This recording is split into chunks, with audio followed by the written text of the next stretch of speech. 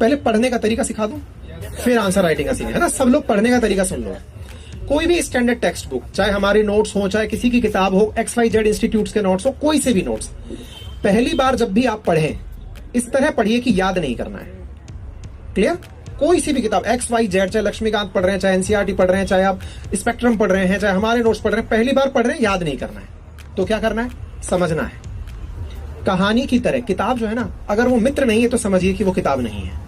वो आपको भाषाओं में अगर नहीं उलझा रही है ना कि हाँ बात ऐसे चल रही है, मुझसे संवाद चल रहा है लेखक का, पढ़िए आराम से, तसल्ली बख्श तरीके से पढ़िए। इतनी प्यारी भूमि है आपकी, नॉइज पॉल्यूशन नहीं है, सब बढ़िया से सब कुछ चल रहा है, आराम से पढ़िए। पहला काम। सेकंड राउंड में ये सभी लोग अपनाइएगा जो विद्यार्थी पढ़ाई कर रहे हैं। पहले किताब पढ़िए, पढ़ने के सेकंड राउंड में पेन लेकर बैठिए, फिर पढ़िए। और फर्स्ट राउंड में अगर आपको लगता है कि आपका कंसंट्रेशन अच्छा है तो पेंसिल लेकर के पहले ही राउंड में बैठ जाइए। आपको लगे कि मुझे ये लाइन आते हुए दोबारा देखनी है, उसे वहीं अंडरलाइन कर दीजिए। याद नहीं करना है, मैं बहुत कॉन्शियसली बोल रहा हूं इस बात को, है ना। अंडरलाइन कर दिया, निकलते हुए चले गए पूरे चैप्टर के अंदर, अंडरलाइन अंडरलाइन अंडरलाइन जो भी आपने की थी उन्हें छोड़कर खत्म कर दीजिए, चैप्टर खत्म। इसे फर्स्ट राउंड रीडिंग कहते हैं, इसे इंट्रोडक्शन ऑफ चैप्टर भी कहते हैं। इसका मतलब ये मत लगाइएगा कि मैंने पढ़ लिया, ये हमारी फोटोग्राफिक मेमोरी है, विद इन 5 मिनट, और डे बाई डे यानी शाम खत्म होते होते ये गायब हो जाएगी।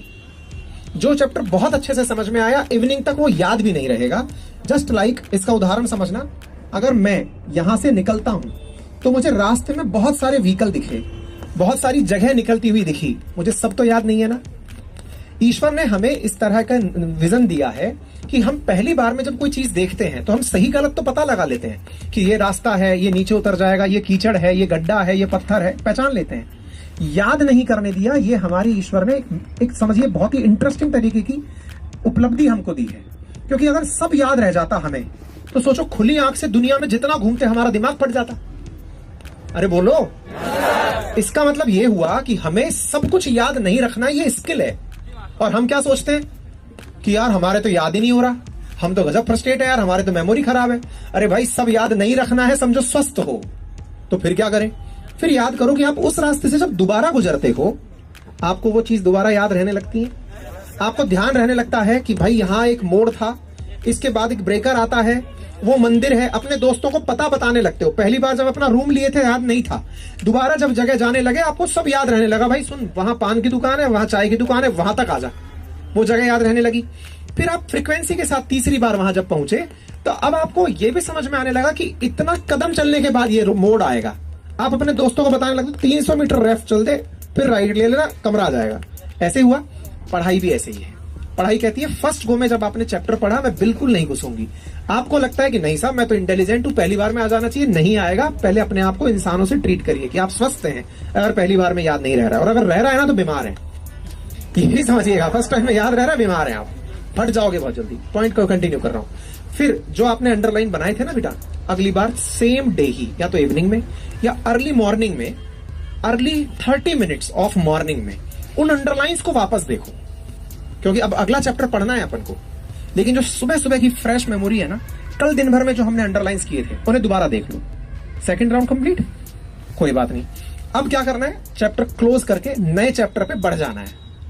थर्ड डे, जिन्होंने पूछा राइटिंग कैसे शुरू करनी है, थर्ड डे आपको वो अंडरलाइन भी नहीं देखनी है, कॉपी लेनी है और पेन पकड़ना है कि मैंने इस चैप्टर में कौन से इंपॉर्टेंट पॉइंट्स याद किए थे। आंख बंद करिए, लिखते चले। ड्राफ्टिंग मत करिए, भूमिका मत बनाइए, शुरुआत ऐसे करनी है, ये करना है, आंसर ऐसे में बनेगा, नहीं। पहले जो आपके अंदर गया है वो बाहर तो आए। आपको पता है इंटरनेट ने सबसे ज्यादा जो लोगों को नुकसान पहुंचाया है, यूट्यूब क्लासेस ने लोगों में ये गलत फहमी बिठा दी कि मुझे सब याद है। बच्चा क्या करता है, टीचर बहुत अच्छे से समझा रहा है, विश्वास आ गया कि मुझे सब याद है। अब वो जो सब याद है जब एग्जाम हॉल में जाते हैं तो सब गायब, क्योंकि वन गो में तो सब बिल्कुल रोड की तरह याद था। परीक्षा हॉल में जाते सब गायब, सब ऐसा लगता है देखा देखा सा, है ना।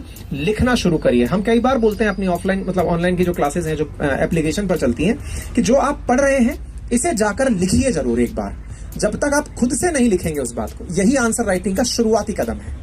फिर तो आपको धीरे धीरे कोचिंग वाले भी बताने लग जाएंगे कि बेटा ड्राफ्टिंग ऐसे करो, शुरुआत में हेडिंग बनाओ, भूमिका को शुरुआत के 2 ही लाइनों में समय दो, फिर जो कंटेंट पूछा गया वो करो, बाद में निष्कर्ष जरूर